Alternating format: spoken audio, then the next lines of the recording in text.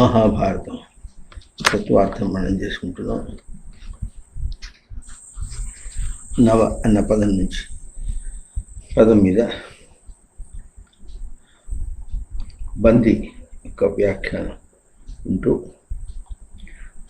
నవాక్షర బృహతి సంప్రదిష్ట ఆ వాక్యాన్ని మనం చేస్తున్నాం.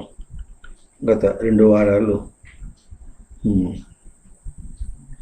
విద్యుత్ సరఫరా తేడా వచ్చి అవన్నీ అర్ధాంతరంగా ఆగిపోవటం చాలా విశేషమైనటువంటిది.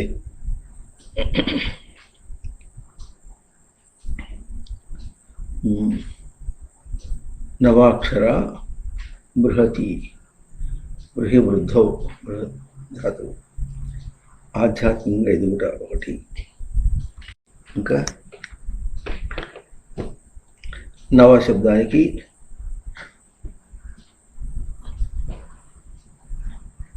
నుస్తుతౌ ధాతువు విలువ అని. ఈ 2 పదముల్ని ఎట్లా ఉంటుంది? విలువ తెలియుట ఎదుగుట, విలువ తెలియట ఎదుగుట. ఈ మాట చెప్పుకున్నాం పోయిన ఆదివారం. పోయిన బుధవారం నాడు అక్కడ కట్ అయిపోయింది, తెగిపోయింది. విలువ తెలియుట ఒక నవ అక్షరం, నవ పదం. బృహతి ఆధ్యాత్మికంగా ఎదుగుట. ఆధ్యాత్మికంగా ఎంత ఎక్కడికి ఎదగాలి? అధిష్టానం మీద ఎదగాలి. అధిష్టానము అన్న స్వరూపం సృష్టికి అంతటికీ కూడా ఉనికి ఉనికి ఉనికి అన్న దాంతో అస్తవ్యస్తంగా ఉన్నదో లేక సాధనలు ఎదుగుటయో దీనికన్నిటికీ కూడా స్థిరమైనటువంటి ధారణగా ఉన్నది అధిష్టానం. కనుక అధిష్టాన విలువ అధిష్టానంగా ఎదుగుట. ఈ రెండింటికి సమన్వయం చేస్తున్నటువంటిది అక్షర అని చెప్పుకున్నాం. అక్షర అంటే అక్షర శబ్దానికి అక్షర సంచరణి, అక్షర న సంచరతి అంటే ఎగుడు దిగుడు కాకుండా ఉండుట. ఇది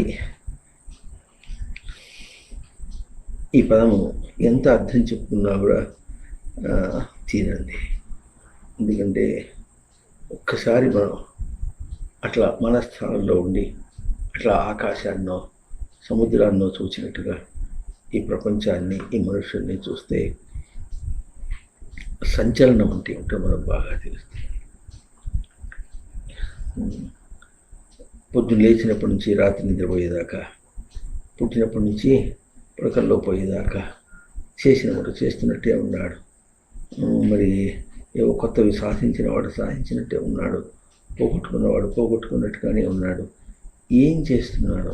క్షణం తిరగలేదు, దమ్ముడి ఆదాయం లేదని లోకంలో ఒక సామెత ఉంటుంది. తిరిగైతే లేదు, ఆదాయం ఏం లేదు అని లోకంలో ఏ ఒక్క నానుడిని చెప్తారో అది కేవలం లౌకికంగా కాకుండా పారమార్థికంగా తీసుకుంటే క్షణం తీరకలేదు, ఎదిగింది మాత్రమే లేదు, ఇంకా పతనం అవుతున్నదే ఉంది. ఇది నిజంగా పతనము అన్నమాట. ఈ పతనం అని పదమంతా కూడా తన గ్రహింపుకే.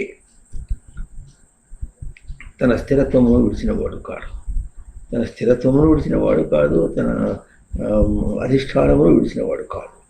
అంత అయినప్పటికీ కూడా తాను ఏమీ పట్టుకున్నవాడు కాదు. తన స్థితిగతులు అట్లాగే ఉంటుంది.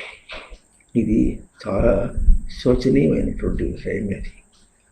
అందువల్ల ఇక్కడ ఏముంటుంది? సంప్రదిష్ట అని పదం చూపించింది.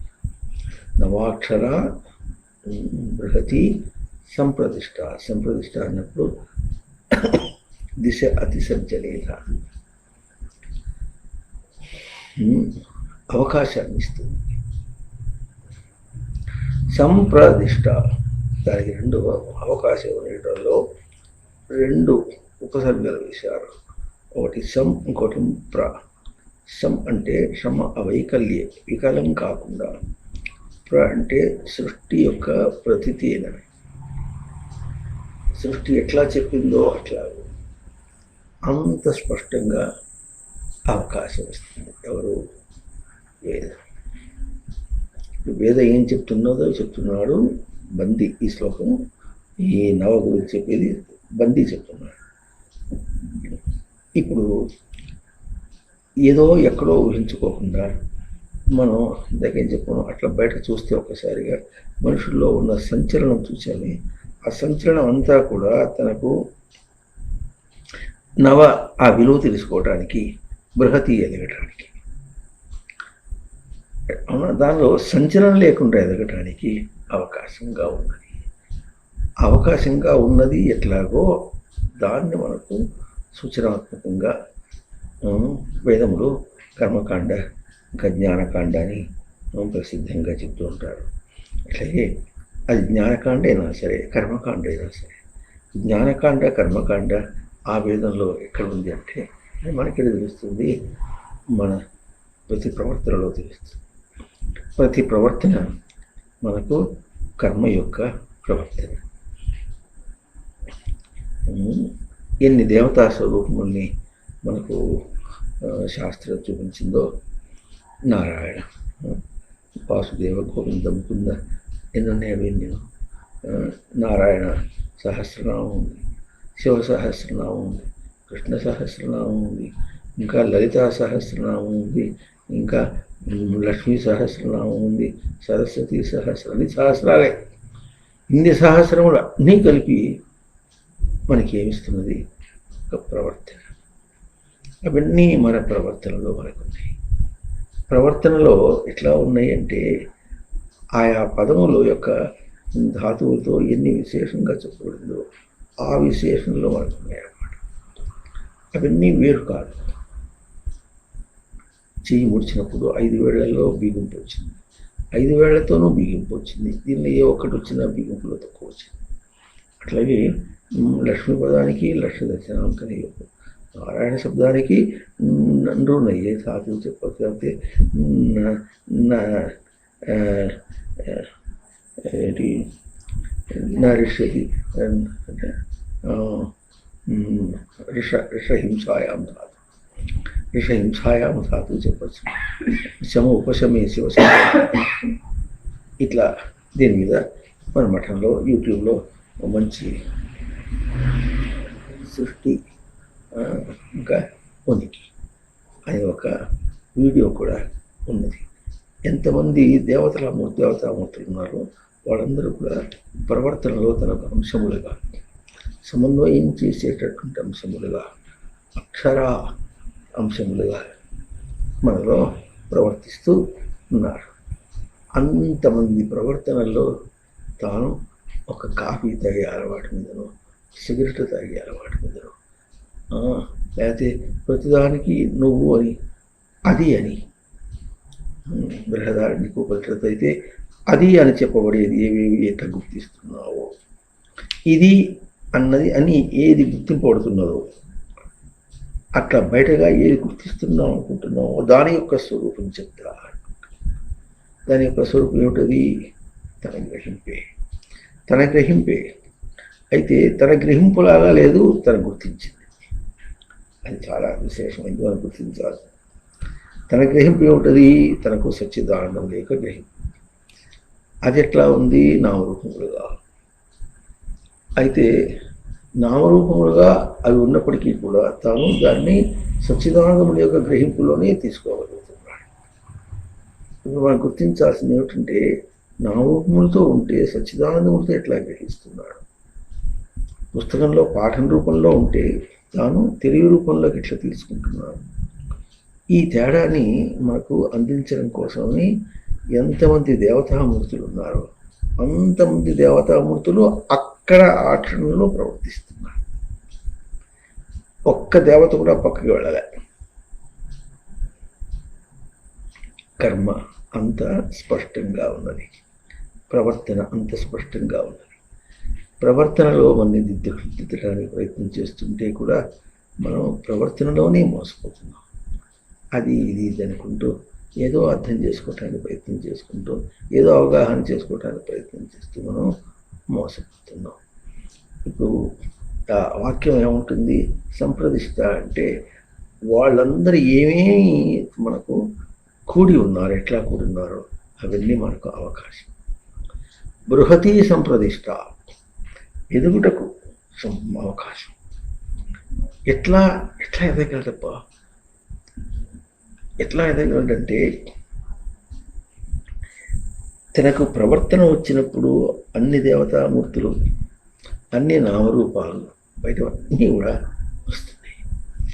కానీ దానికంటే ముందుగా తనను తాను అక్కడికి చేర్చుకుని కొన్ని సంకల్పం చేశాడు. ఏం చేశాడు? దానికి పూర్వం తను ఎట్లా ఉన్నాడు? తాను అవతలది లేని రూపంలో ఉన్నాడు. అక్కడ ఏం కర్మ చేస్తున్నామో, ఏ విషయమో సందర్భం అది లేని రూపంలో ఉన్నాడు. ఈ మాట మనం ఒక్కసారి సాధకుడుగా కొంచెం ఆగి ఆలోచిస్తే తెలుస్తుంది. లేని స్వరూపంగా ఉన్నవాడు ఉన్న స్వరూపంగా ఎట్లా అయినాడు? ఆది మధ్యాంతములు అన్నాం. పనికి మొదలు పెట్టే మునుపు తానెట్ట ఉన్నాడు? దాంతో ఏమీ సంబంధం లేకుండా, అది లేనే లేదు. లేకుండా ఉన్నవాడు ఇప్పుడు ఏం చేశాడు? ఉన్నట్లుగా దాంతో ప్రవర్తించాడు. ఆ ఉన్నట్లుగానే ఎట్లా ప్రవర్తించాడు? అది ఉన్నట్లుది అని చెప్పాలంటే తనను మార్చుకొని ఉన్నది అని చెప్పాలి. పణం పెట్టాలి. అక్కడ చూదం ఆడాలంటే ఏం చేయాలంటే పందెం పెట్టాలి. పందెం పెట్టాలంటే అని తెలుగులో, సంస్కృతంలో పణం పెట్టాలి. ఏం పెట్టాలి? పొంది.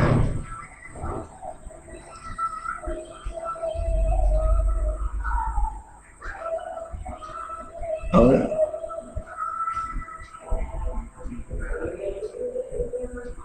తన ఉనికిని అక్కడ పెట్టాలి. ధర్మరాజు ఏం చేశాడు? రాజ్యం మాత్రం పణంగా పెట్టాడు. అంత తన ఉనికి లౌకికం ఎంతుందో అంత పణంగా పెట్టాడు. పెట్టి చూద్దాం ఆడాడు. మనం అదే చేస్తాం. ధర్మబుద్ధి ధర్మహాని చేయగా ధర్మయుద్ధం అనివార్యమనగా. ధర్మబుద్ధియే ధర్మహాని చేసుకుంటే ధర్మయుద్ధం అనివార్యం. ధర్మయుద్ధం అంటే ఏమిటి మనకు అర్థం కాదు. యుధ సంప్రహారే అని. ధర్మాన్ని సంప్రదిష్టాలు చెప్పారు, సంప్రహారే అన్నారు. హారం అంటేనో హరిహరిని, సంప్రహారి వికలం కాకుండా సృష్టి ఎట్లా చెప్పిందో అట్లా తీసుకోవాలి ధర్మాన్ని అని అర్థం. ధర్మయుద్ధము అనివార్యం. ఈ ధర్మయుద్ధం అనివార్యం. పోగొట్టుకున్నావు కనుక పోగొట్టుకున్నటువంటి ధారణ తీసుకోవడం అనివార్యం. అంతే.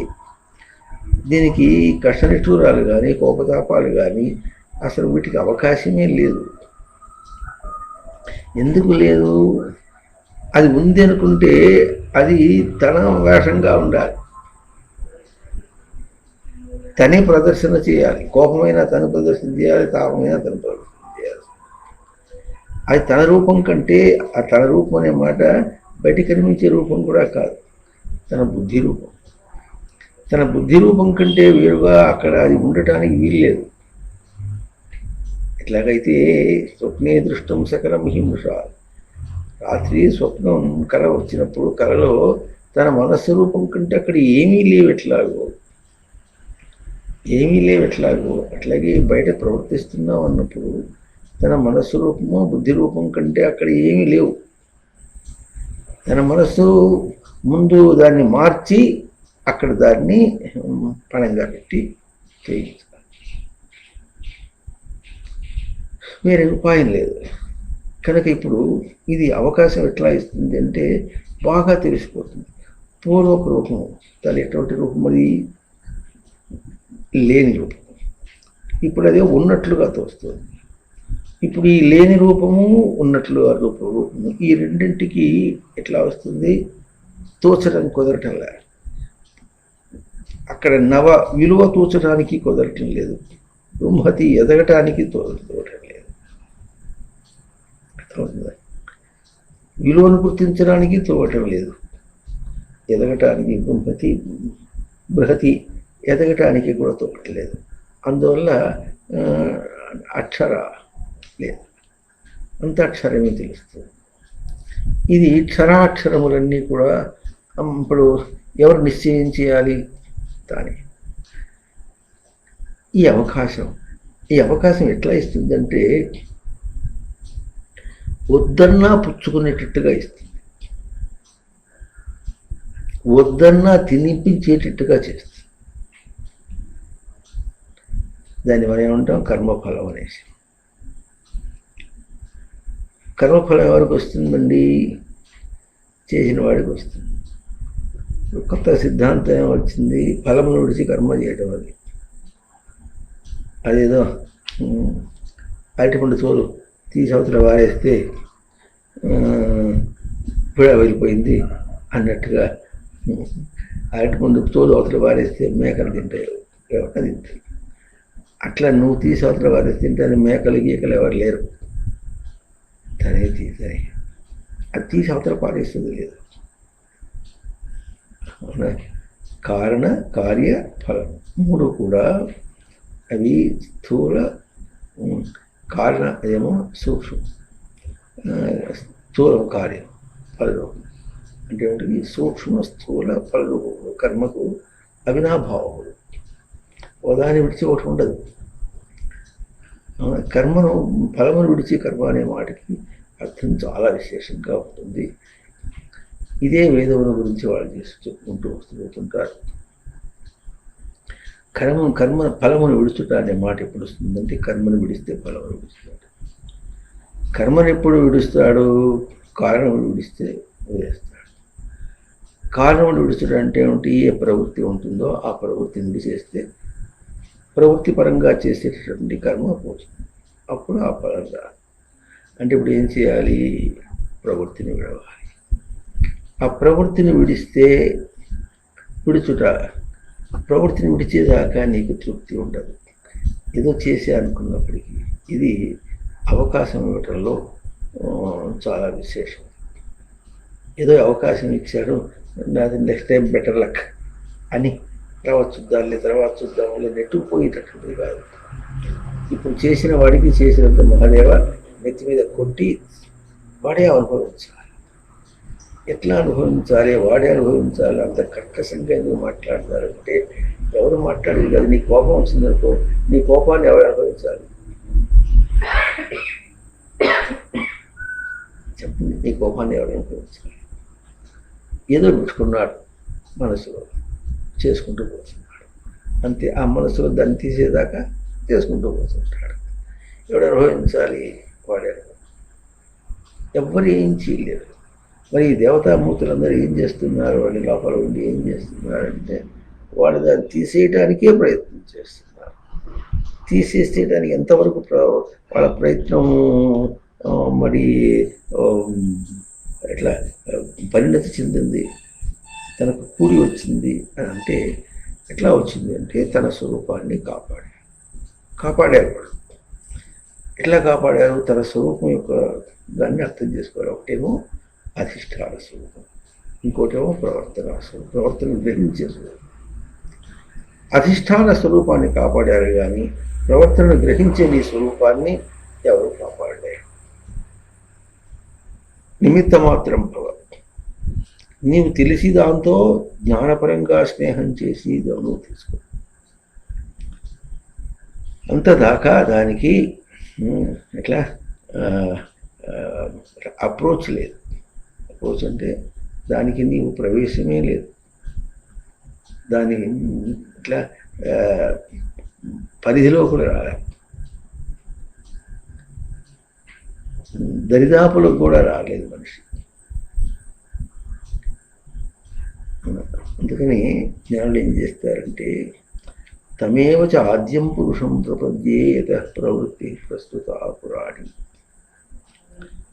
పురాణీ ప్రస్తుత యతః ప్రవృత్తి. పురాణీ ప్రస్తుత, పురాణం అంటే మనకేం తెలుసు? ఇప్పుడు పురాణీ ప్రస్తుత, అక్కడి నుంచి ప్రసారం అవుతూ వస్తుంది, ప్రవహించుకుంటూ వస్తుంది. యతః పురాణీ ప్రసృత ప్రవృత్తి. ఆ ప్రవృత్తి శబ్దానికి పురాణీ ప్రసృత అంటారు. ఎక్కడి నుంచి వస్తుంది అనుకుంటున్నాము? అవునా? దానికి పూర్వం తమేవ చ ఆద్యం పురుషం ప్రపద్యే. ఇప్పుడు సూటిగా మనం ఆ వాక్యాన్ని మన ప్రయోగంలో చెప్పుకోవాలంటే కోపం వచ్చిన వాడు ఏం చేయాలి? తమేవ చ ఆద్యం పురుషం ప్రపద్యే యతః ప్రవృత్తి ప్రసృత పురాణి. ఎక్కడి నుంచి ఈ కోపం అనేటటువంటిది వచ్చి ఇప్పుడు తన్ని పీకు తింటోందో, ఎప్పుడు మొదలైందో దానికంటే ఆద్యం పురుషం అంటే దానికంటే మొదలైనటువంటిది. అంటే అప్పుడు ఆద్యం అనే పదానికి మొదలనే మామూలు అర్థం. నిజమైన అర్థం ఎట్లా? అప్పుడు నీ బుద్ధిలో ఏ రూపం ఉందో ఆస్మృతో దీయతే, నీ బుద్ధిలో నీ స్మృతిలో అప్పుడు ఏ రూపం ఇవ్వబడి ఉందో ఆ పురుషుడు, దాన్ని ప్రపత్తి అంటాడు. అహం ప్రపత్తి. ప్రపత్తి అన్నప్పుడు ఎప్పుడు కూడా అహం ప్రపత్తి. తమేవ ఆద్యం పురుషం ప్రపద్యేత ప్రవృత్తి ప్రస్తుత పురాణి. ఇది గ్రహించకుండా ముందుకు పోయాడు.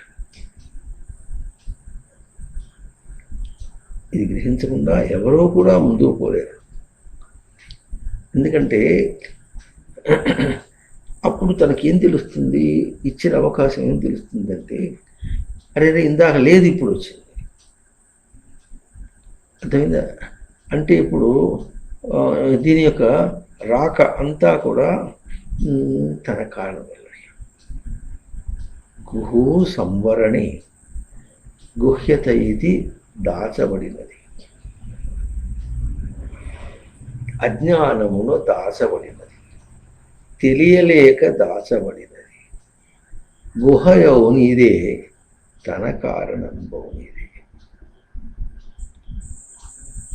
తనకిది గుహ అయిపోయింది, రహస్యం అయిపోయింది. ఎందువల్ల? అజ్ఞానం చేత దాచుకున్నాడు కనుక అయింది. తన కారణం బౌనిదే, తన కారణమే కానీ ఇంకోటి కారణం కాదు. ఆ కారణం ఎక్కడ మొదలైంది? ఆయత ప్రవృత్తి ప్రస్తుత పురాణి, అక్కడే మొదలైంది. ఈ తర్వాత ఈ కార్యరూపంలో వచ్చిన తర్వాత వ్యతీతే కనిపించదు.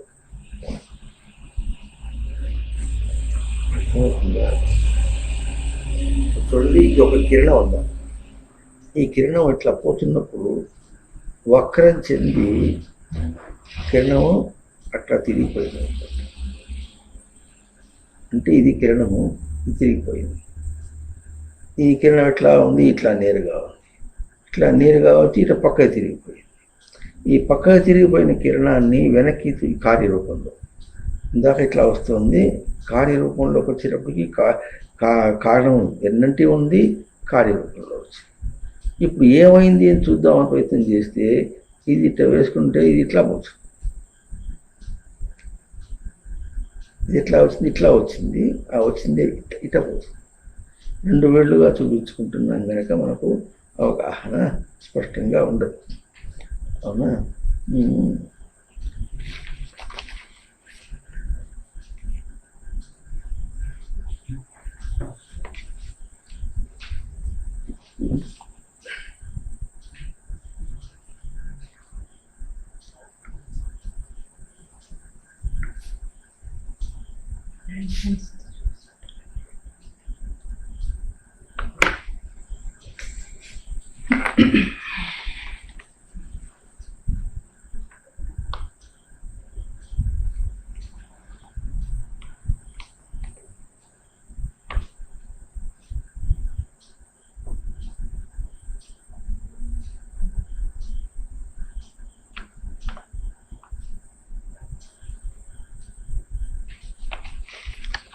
ఇది చూడండి, అర్థమవుతుంది.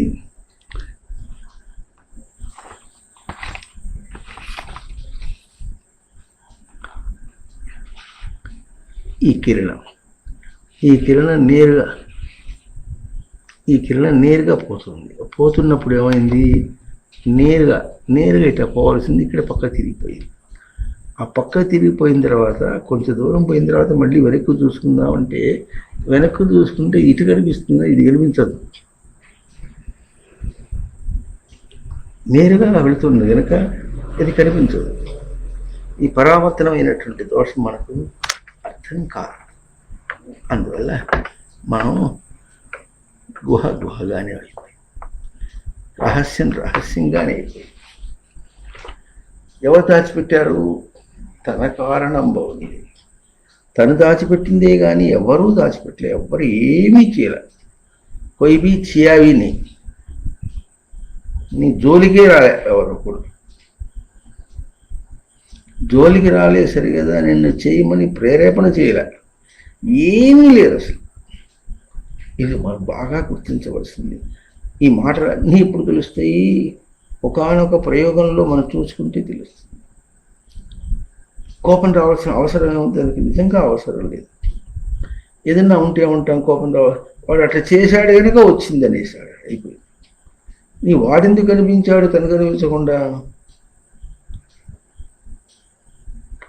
పక్కింటి శైలజ కొట్టిందమ్మా అని అమ్మాయి వచ్చి అమ్మని, దాంతో ఎందుకు పోయినావు అంటుంది అమ్మ.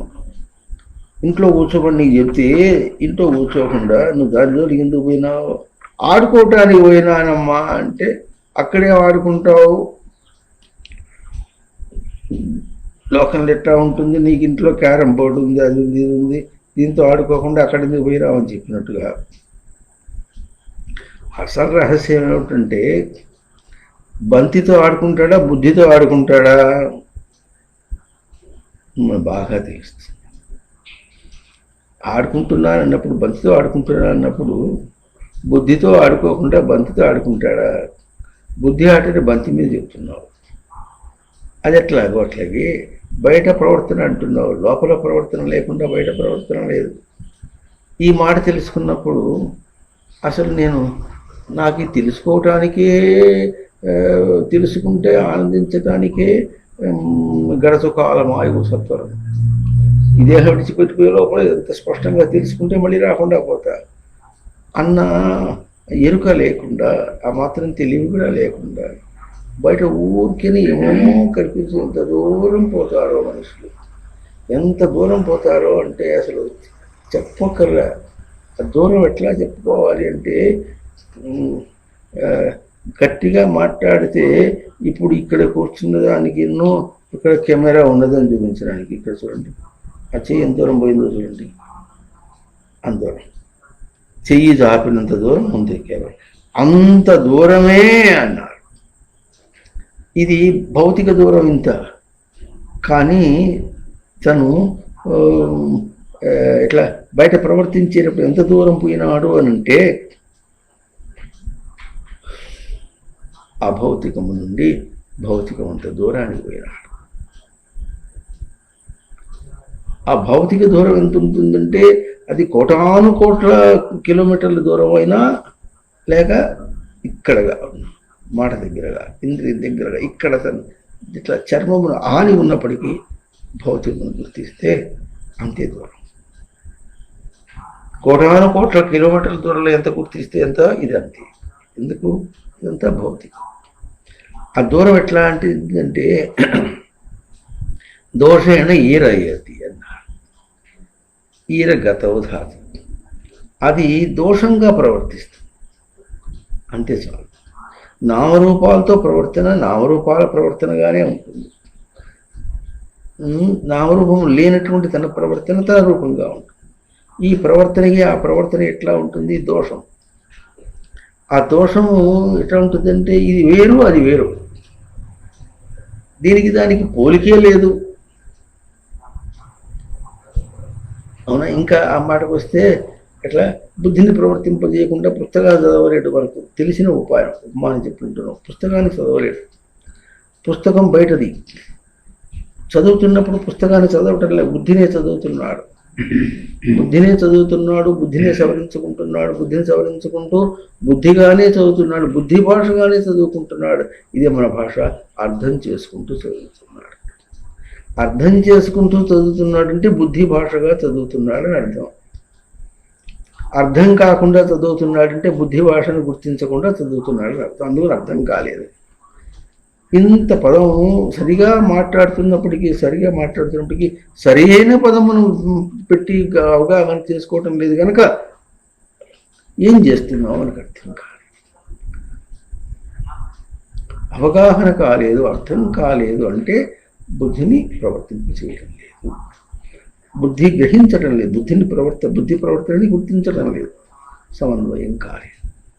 కనుక ఇప్పుడు ఏం చేయాలి? బుద్ధి పెట్టి చదువు అని చెప్పలేదు, చెప్పారు. అంటే ఏం చేయాలండి? ఇదిగోనండి, ఇదిగో ఈ బుద్ధిని ఇక్కడ పెట్టానండి, ఇక పెట్టానంటే చదవాలండి. అంటే బుద్ధిని పెట్టి చదవటం అంటే ఇట్లా అర్థంగా ఉంటుందా? ఇది కాదు బుద్ధి పెట్టి చదవటం అంటే. బుద్ధిని ఎక్కడ పెట్టాలి? తన స్థానంలో నిలపాలి, తన అవగాహనలో పెట్టాలి. బుద్ధి అవగాహన లేకుండా అది రాదు. అవునా? ఒకప్పుడు ఒక వెరిబాగుల స్త్రీ ఉండేది. ఏదో అంతా వంట చేసి పెట్టి అంతా ఉంటూ ఉండేది. వాళ్ళింటికి ఎట్లా బావగారి అబ్బాయో లేకపోతే మరిది గారి అబ్బాయో ఎవరో వచ్చేవాడు. అంటే వర్షకు కొడుకు అవుతాడు. ఆయన ఏం చేసేవాడు? ఆవిడ మంచినీళ్ళు పోస్తుంటే, గ్లాసులో మంచినీళ్ళు పోస్తుంటే ఇట్లా పోస్తుంటే ఇట్లా ఆడించేవాడు. ఆడించేటప్పుడు కింద పోకుండా, కింద పోయటం ఎప్పుడెట్లా వస్తుంది, తనేమో పోస్తుంది. ఇట్లా ఆడించడంలో పక్కపోతే నీళ్ళ కింద పోతాయి. లేదు, తన ఆటగా చేస్తున్నప్పటికీ ఆట తప్పించుకోవటానికి ఆమె స్థిరంగా ఉండాలి. ఈ ఆటకి సర్దుకోలేక ఆమె పక్క చేసిందని కూడా అప్పుడు కింద పోతుంది. అంటే అర్థమయ్యేటప్పటికి బయట అస్థిరంగా ఉన్నా తాను అందుకోలేడు. బయట అస్థిరంగా సరే అస్థిరంగా ఉంది, నేను సర్దుకోవాలని కంగారు పడ్డాడు అనుకోండి, అప్పుడు అందుకోలేడు. రెండు తీరులో పోతుంది. ఇది కర్మలో మనం పోగొట్టుకుంటున్నటువంటి స్వరూపం. చివరికి ఏమవుతుంది? తనకు తన స్వరూపం అందదు. ఈ తన స్వరూపం అందదనే మాట మనకి ఎడ తెలుస్తుంది? ఎప్పుడు కూడా తనకు తృప్తి లేదు. ఎటువంటి తృప్తి లేదు? ఉన్నాను అని తృప్తి లేదు, గ్రహింపు యొక్క తృప్తి లేదు, స్థిరత్వం యొక్క తృప్తి లేదు, అధిష్టానం యొక్క తృప్తి లేదు. అధిష్టానం అంటే ఏమిటి? ధారణ, స్థిరమైనటువంటి ధారణ యొక్క తృప్తి లేదు. అవునా? అది ఎట్లా ఉంటుంది? అది చెడినందువల్ల అవుతుందా, లేక అది చెడిందని తను అనుకున్నందువల్ల అవుతుందా? అది చెడితే తనేదో చెడిపోయినట్లు. అది ఎట్లా చెడిపోయినట్లు? తాను తన ప్రవర్తన నడవడిక పోగొట్టుకున్నందువల్ల చెడిపోయినా అనుకుంటే ఆ దెబ్బ తన్ని సవరిస్తుంది. అట్లా కాకుండా అది చెడిపోయేందువల్ల తనకు తృప్తి లేదు అని అనుకున్నాడు అనుకోండి, ఏనాటికి వాడు సవరింపబడాడు. ఈ తేడా కనిపిస్తుంది మనకు. ఇది అతి సత్యం. ఇది సంప్రదిష్ట. ఇది ఎవరి యొక్క సంప్రదిష్ట? నవస్య సంప్రదిష్ట, బృహత్యాహ సంప్రదిష్ట, బృహతి యొక్క సంప్రదిష్ట, ఇంకా అక్షరస్య సంప్రదిష్ట. అంటే అదేంటికి ఏ రెండింటినీ పోల్చుకుంటున్నావో, తనకెట్లా, తన సాధన ఎట్లా ఉంది? ఒకటేమో విలువ తెలియట, ఇంకోటేమో దాని తగినట్టుగా ఎదుగుట. ఈ విలువ తెలియట, ఎదుగుట రెండింట్లో ఏది గుర్తించకపోయినా కూడా పోతుంది. ఒకటి ఆ రెండింటినీ తెలిసినప్పటికీ కూడా ప్రవర్తనలో బ్యాలెన్స్ చేయాలి, అక్షరం కావాలి. అది తెలియకపోయినా కూడా వస్తుంది. మరి ఎట్లా అండి? ఎట్లా కాదు, విషయం అట్లా కాదు. ఆకలి వేస్తే ఏం చేయాలి? కుదురుగా కూర్చుని కడుపు నిండేదాకా తినాలి. ఇంతే, ఇంకా వేరే ఏం లేదు. కనుక నీకేం కావాలి? ఒక విషయంలో ప్రవర్తించేటప్పుడు కుదురుగా అటు ఇటు చూసుకుని, అట్లయితే నేనేమవుతున్నా, ఇట్లయితే నేనేమవుతున్నా. ఇది విచారణ. విచారణ అంటే అటువాడు ఇటువాడు వాదుకోడు. విచరతి విశేషణ చరతి చరగతి భక్షణ యోగం. అక్కడ ప్రవర్తించి తీసుకోవటం, ఇక్కడ ప్రవర్తించి తీసుకోవటం. ఆ ప్రవర్తించి తీసుకోవటం అనేటటువంటి ఎంత స్పష్టంగా ఉండాలి అంటే అక్కడికక్కడ తన ఇట్లా అక్షరం కుదరాలి. తనకు కలుగుతున్నటువంటి భంగపాటుని తాను అతిక్రమించాలి. అతిక్రమించడానికి ఇట్లా వస్తుంది. ఇటు విలువ తెలియుట, అటేమో ఎదుగుట. ఆ రెండు అంశాలు తనకు ఎప్పుడు కూడా పోల్చుకునేటటువంటి స్వరూపంగా ఉంటుంది. ఇది ఆ పోల్చుకొని రెండింటిని బ్యాలెన్స్ చేసుకుంటే అక్షరం అవుతాడు. ఈ బ్యాలెన్స్ చేసుకోకపోతే ఎట్లా ఉంటుందంటే విలువ తెలియలేదు కనుక ఎదగలేకపోయినాడు. ఎదగలేదంటే విలువ తెలియలేదు. ఇప్పుడు రెండు ఏమనాలి, రెండు పదవులు అయినప్పటికీ కూడా రెండు ఒకే పదం. ఎవరితో పోల్చి ఈ ఒకే పదవి తెలుగులో చెప్పేసాం. సంస్కృతంలో ఏక అంటారు. అంటే విలువ తెలియుట కూడా తనకు పొందిన రూపం, ఎదుగుట కూడా తనకు పొందిన రూపం. అయితే పొందిన రూపంగా రెండు సమన్వయమవుతాయి. పొందని రూపం అయితే సంచలనం. ఈ రెండింటిలో ఏది పొందకపోయినప్పుడు కూడా సంచలనం. పొందితే అక్షరం, పొందకుంటే క్షరము, పొందితే అక్షరం అనే మాట చాలా స్పష్టంగా. అంటే ఇప్పుడు ఇదంతా ఏమిటిది? అనుభవ భాష. అనుభవ భాషే కానీ అర్ధాంతరంగా కొంతిచ్చిన భాష కాదు. నెత్తిని రుద్దింది ఏం కాదు. తనలో జరుగుతున్నటువంటి సంచలనాన్ని తాను తెలుసుకోవడం. అందుకని సంప్రదిష్ట అన్నారు. సంప్రదిష్ట అంటే అది అవకాశం ఇస్తుంది. ఎంత బాగా అవకాశం ఇచ్చిందంటే, అవకాశం ఇచ్చుట అన్నమాట ఎట్లా వస్తుందంటే, అవతలికి తొలగితే దాన్ని తిప్పటం, మలుపుకు తిప్పటం, మరల్చుట అన్న ఆ దశను నిలుపుట తనకు అవకాశం ఇచ్చుట. లేకపోతే అవకాశం లేదనమాట. మనకంటే అవకాశం ఉంటే ఏం చేస్తాం? సద్వినియోగం చేసుకుంటాం. విద్యుత్ సరఫరా సరిగ్గా పోయిన వారం ఎట్లా అయిందో మళ్ళీ ఎట్లాగే సరిగ్గా అయింది. ఇక అటు ఇటు కాకుండా మళ్ళీ మొదలు పెడదామని ప్రయత్నం చేస్తున్నాం.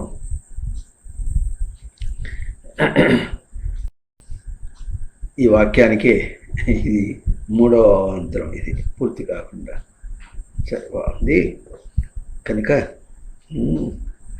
వాక్యానికి ప్రవచనానికి అవాంతరం అవుతేవుగాక మన ప్రయోగానికి అవాంతరం కాకూడదు.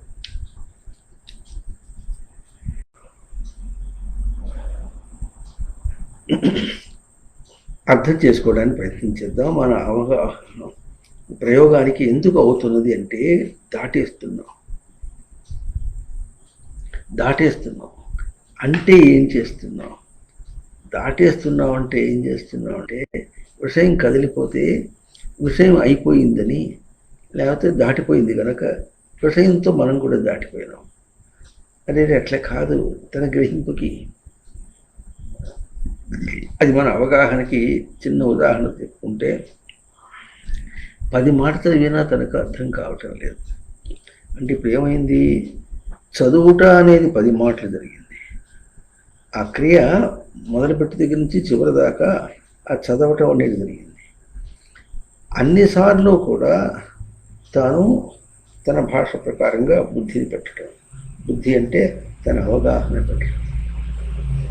తన అవగాహన ఏమిటి? ఉనికి. తాను కుదురుగా ఉండటం.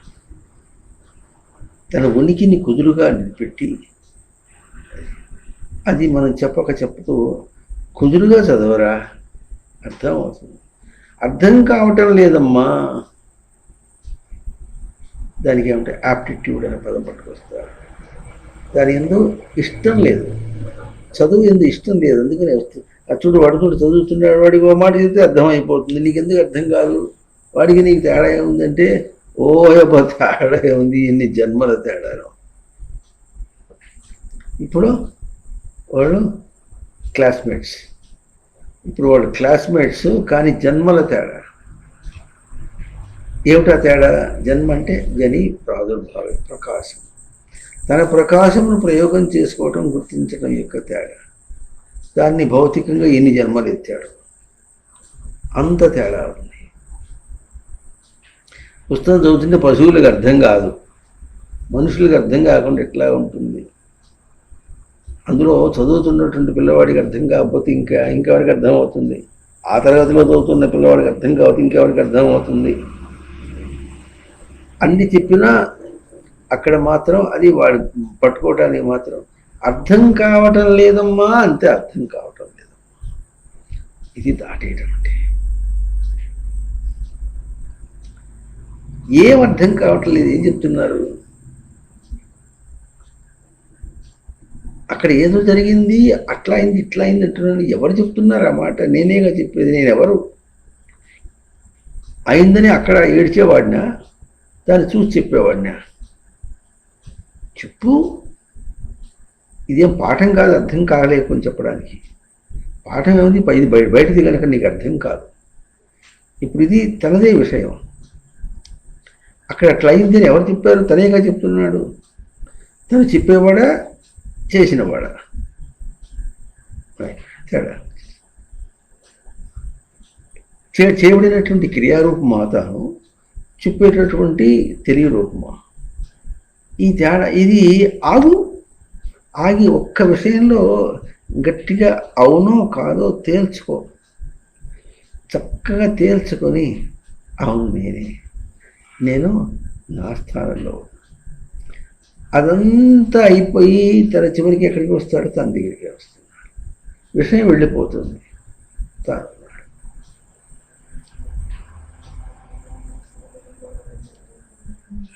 అర్థమవుతుంది.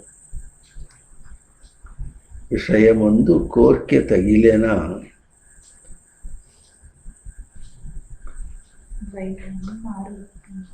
ద్వైతము మారు రూపమాయే. విషయమునందు కోరిక తగిలేటప్పటికీ తాను అక్కడికి దూకేశాడు. విషయం వెడలే వాసన రూపముగా బంధించి.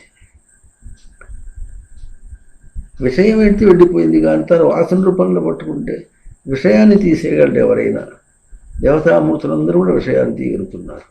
ఇంకా నీ వాసనను నువ్వు పట్టుకుంటే ఆ వాసన నిన్ను ఎట్లా ఏడిపిస్తోందో ఆ రూపాన్ని నీకు ప్రత్యక్షంగా అద్దం పట్టి చూపిస్తూనే ఉన్నాడు. అది ఆగటంలే.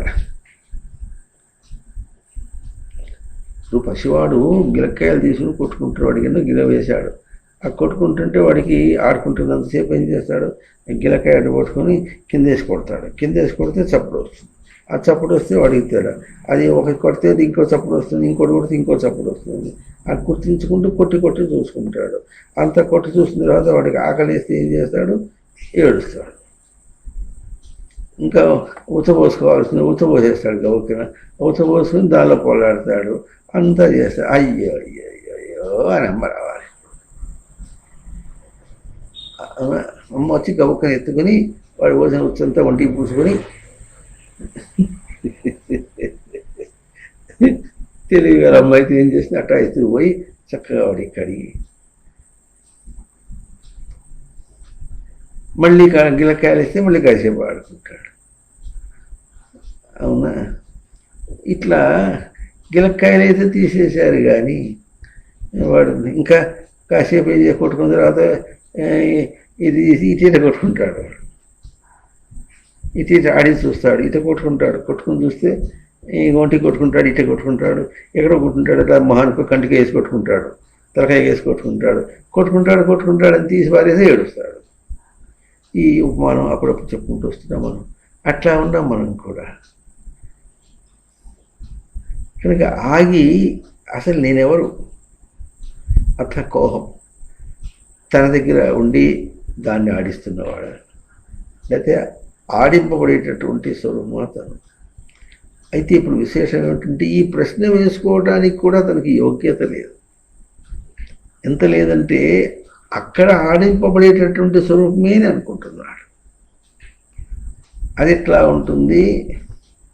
అద్దంలో చూసేటప్పుడు ఆడిస్తూ ఉంటే, దిద్దుతూ ఉంటే, పాపడి దిద్దుతూ ఏదో చేసుకుంటుంటే అంత అక్కడే ఉంది. ఇది దిద్దడం అంతా అక్కడే ఉన్నట్టుగా చేసుకుంటూ వస్తుంటాడు. ఎందుకంటే ఇక్కడ ఎదురు దిద్దుతున్నాడో అక్కడ కనిపించద్దు. ఇందాక మనం కూడా ఆ బొమ్మ వేసి చూపించకపోతుంటే మనం అనుకున్నట్టు తిప్పితే మీకు కనిపించదు. అప్పుడు ఏం చేయాలి? ఇక్కడ సరిగ్గా వేసి ఇగో ఇది చూడండి అని గీత చూపించాల్సి వస్తుంది మీకు. అట్లాగే తన దగ్గర చూపించాలి. అవునా? మరి ఇదంటే ఏదో మెలకువగా ఉన్నాం అనుకున్నాం కనుక చూపించాం. ఇందాక చూపించేటప్పుడు ఇట్లా ఉంది. ఇది మీకు చూపించేటప్పుడు మీ గీత ఈ గీత అని ఇట్లా అంటే ఎట్లా వస్తుంది? అది రాదు, ఇట్లా వచ్చింది. ఇట్లా తెలియాలి మనకు. అంటే ఇక్కడ చూపించడం సరిగ్గా ఉంటే అప్పుడు మీకు అనిపిస్తుంది. అట్లా కాకుండా ఎటో చూపిస్తే మీకు తెలియదు. ఎట్లా ఉంటుందో అట్లాగే ఇంకొక విషయం ఎట్లా ఉంటుంది? రాత్రి నిద్ర కళలో ఏదో కళ వచ్చేసింది. ఆ కళలో ఏదో తేడా వస్తే సవరించుకోవద్దు. సవరణ ఎవరు చేయాలి? తనే చేయాలి. ఎవరు సవరణ చేయాలి? తన వల్ల కలిగింది ఏదో తను చేస్తాడు. తను ఎవరో మొత్తానికి అక్కడ మొత్తాన్ని తను. అయితే అవతల వాడి వల్ల ఏదో వచ్చింది అనుకోండి, వాడిలో సవరణ కావాలంటే ఎవరు చేయాలి? ఇప్పుడు వాడెవడు లేడు. వాడి స్వరూపం కూడా తనే కనుక తనే సవరించాలి. రైలు పోతున్నాం, రైలు ఎక్కాలని వచ్చాడు, గోవా వెళ్ళిపోయింది. ఇప్పుడు రైలు ఆపాలంటే రైలు ఎవరు? తనే. డ్రైవర్ ఎవరు? తానే. డ్రైవర్ ఆపాలంటే అది మనకి అక్కడ ఎట్లా కనిపిస్తుంది? ఇట్లా మెలకువ కాలంలో రైలు స్టేషన్ పోతుంటే రైలు మిస్ అయిపోతే ఎట్లా అయిందో అట్లాగే అయిపోయింది. అర్థమైందా? ఇప్పుడు మెలకువ కాలంలో రైలు వేరు, డ్రైవర్ వేరు. గార్డ్ ఎక్కడో ఉన్నాడు, చూపించాడు, తను పరిగెత్తుకుంటూ వచ్చినప్పుడు కూడా వెళ్ళిపోయింది. ఇప్పుడు కల్లో రైలు కూడా తానే, గార్డు తానే, డ్రైవరు తానే, పరిగెత్తింది తానే, పోగొట్టుకుంది మిస్ అయిపోయింది కూడా తానే. అన్నీ తానే కదా. తన స్వరూపాన్ని తాను సమర్థించుకోలేకపోయినాడంటే ఎందుకు? తన స్వరూపాన్ని బయట రూపంగా అనుకున్నాడు కనుక. అక్కడ అనుకోవటమే తెలిసిపోతుంది, కళ బాగా తెలుస్తుంది. ఎందుకు? విషయము వెడలే కాలమున వాసన బంధించే అంతరంగము.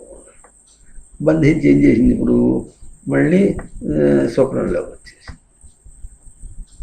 ఈ స్వప్నం ఎక్కడి నుంచి వచ్చింది? వాసన నుంచి బయటకు వచ్చింది. దీని సూక్ష్మరు ఇటువంటి మాటలు చెబితే అటు చెప్పు, నేను నువ్వేగా అంటాడు. అవన్నీ నీవేగా. అది ఎట్లా ఉందో ఇది ఎట్లాగే. వాసనలు రాకుండా చేయమన్నా.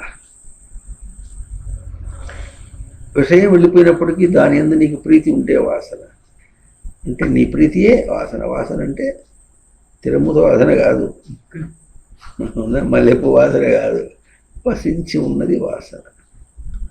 నీలో వసించి ఉన్నది కనుక అది వాసన. కనుక ఆ వాసనని తాను పోగొట్టుకోకూడదు. తన వాసన ఏమిటి? ఏ వసించి ఉంది? తన విచారణ. ఎప్పుడూ తనకు ఏదో చుక్క ఎదురవుతూనే ఉందన్నాడు. ఏదో చుక్క ఎదురవుతుంటే ఏం చేయాలంటే చుక్క అన్నా తన గుర్తింపే, ఎదురన్నా తన గుర్తింపే, దానివల్ల అడ్డం కన్నా తన గుర్తింపే.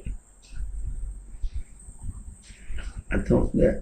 కనుక తన అంశం లేకుండా ఏమి జరగటం లేదు. జరిపేవాడు తానే, జరిపింపబడేది కూడా తానే. అంతకంటే భేదం లేదన్నప్పుడు అంత స్పష్టంగా ఉన్నప్పటికీ కూడా గ్రహించడం చేత కావట్లేదు.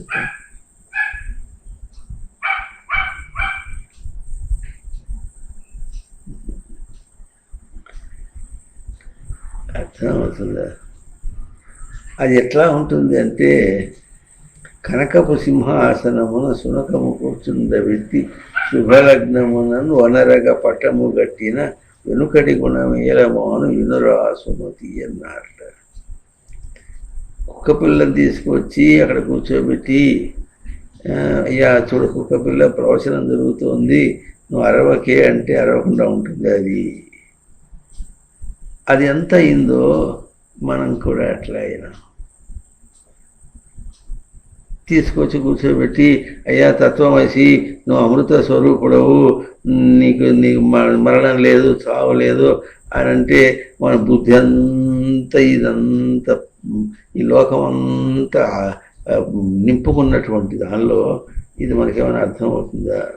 వెనుకటి గుణమేలమాను వినురాసుమతి అన్నారు. అందుకనే వచ్చనేమో ఉన్నదేమో పోయనేమో తెలియగా సునగతవు అట్టిట్టు తిరుగు సునకమాయే తానేమో తనను విడిచే. శునకం అంటారు సంస్కృతంలో. శునకం అంటే కుక్క అని తెలుగులో అర్థం కాదు. శునగతవు ధాతు ప్రవర్తన. ఆ ప్రవర్తన ఎట్లా ఉంటుంది? కుక్క జీవితం చూస్తే ప్రవర్తన ఎట్లా ఉంటుందో, పిల్లి చూస్తే ఎట్లా ఉంటుందో దానికి ఎట్లా అంత సత్యంగానే ఉంటుంది. అది కుక్క నాలిక తెరుచుకొని అరుచుకుంటూ అంతా ఎట్లా రాసకార్యం అదేటంచు దేశమెల్లా పర్యటించే. అది పోతూనే ఉంటుంది. ఆ పోతుంటే దానికి ఏమీ కనిపించదు. రోడ్డు మీద పోతున్నానే అదే అవుతుంది. ఇది కూడా తెలియదు దానికి లోపల ఏముంటుందో, ఏ రాసకార్యం ఆలోచిస్తుందో పోతూనే ఉంటుంది. వాహనము వధింపగా హాయని ప్రాణంబు విడిచే. ఆ పరిగెత్తుంటే ఏదో వచ్చి కొడుతుంది. అదేదో కొట్టేటప్పుడు ఇటు పక్క పోతుంది, మళ్ళీ ఎట్టెత్తుంది. అది ఎట్లా ఉన్నావు మనం కూడా. సునగతవు అటిట్టు తిరుగు సునకమాయ రాచకార్యం అదేటంచు దేశమెల్లా పర్యటించి. మనం కూడా అంతే అట్లాగే ఉన్నాం. అన్ని రాచకార్యమే. మనం రాచకార్యం అంటే ఏమర్థమైంది? అది తెలుగులో రాచకార్యం అనేది వికృతి. రాజకార్యం ప్రకాశించిన కార్యం. ఇవో దీనికి పోతున్నా, దానికి పోతున్నా అని అంటాడు. హైదరాబాద్లో ఒక స్వామి చెప్తారు, పోల్చడం బాగుంటుంది. స్కూటర్లో స్పీడ్గా వెళ్ళిపోతున్నాడు వాడి దృష్టిలో ఉంది, ఎక్కడికో వెళ్ళాలి, దాని దృష్టిలో ఉంది. లేకపోతే ఎట్లా ఉంటుంది? మోటార్ సైకిల్ మీద స్పీడ్గా పోతుంటే అది చాలా మనిషికి హుషారుగా ఉంది అన్నమాట. అందువల్ల పోతున్నాడు వాడు. అరే కిదర్ భాగ్తా రే, ఎక్కడికి పరిగెత్తున్నాడు అంటే ఉంకే మోతమే భాగ్తా. వాడి సాగుకు పోతున్నాడు. తొందరగా పోతే ఎట్లా పరిగెత్తుకుంటూ ఇష్టం వచ్చినట్టుగా స్పీడ్గా పోతే ఉంటే ఎక్కడో గుర్తుకుంటాడు, సాగు వస్తుంది. అంటే ఇప్పుడు వాడు అదేదో అనుకుంటూ ఈ హుషారులో పోతున్నాడా, సాగుకు పోతున్నాడా? సావే సంభవించింది అనుకోండి, అప్పుడు ఏమవుతుంది? దేనికి పోయిన వాడైనాడు? సావుకు పోయిన వాడైనాడు. ఎందుకు పోయినాడు? సావుకి నిర్దిష్టమైనటువంటి ముహూర్తం ఉంది అక్కడ. తను ఏమనుకున్నాడు? ఫలానా చోటుకి నేను 10:30 కల్లా ఉండాలనుకున్నాడు. ఆ ముహూర్తం కంటే గొప్ప ముహూర్తం ఏమైంది? 10:15కి దాదాపు ఆ ప్రాంతంలోకి వచ్చి ఆ చోటికి తోడుకొని తెచ్చి వారిని కుడిపించు దేవమన్నాళ్ళలోకి అన్నారు. వాడు దేనికోసం పరిగెత్తుకుంటూ వచ్చాడు? 10:15కి